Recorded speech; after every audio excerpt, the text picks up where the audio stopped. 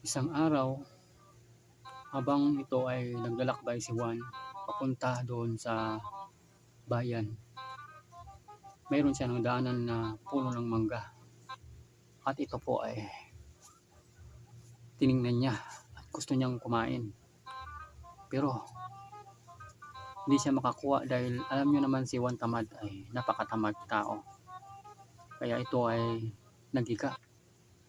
Inintay niya ito na mahulog pero nakatulog na lang siya at wala pa rin nangyari.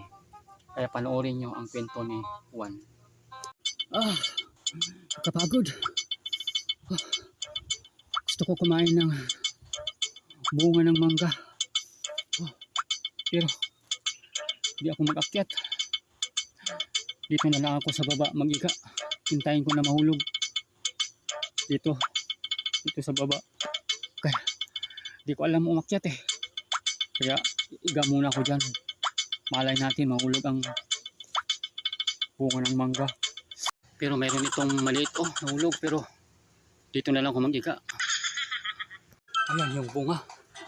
Dito, straight na dito. Dito ako mag-iga. Tamang-tama dito. Dito ako mag-iga.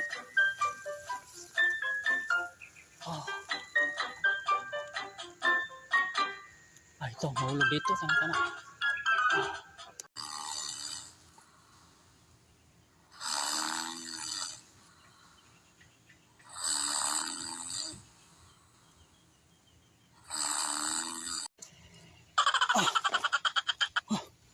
Katulog pala ako.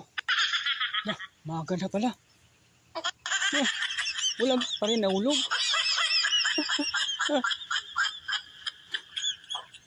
Wala na.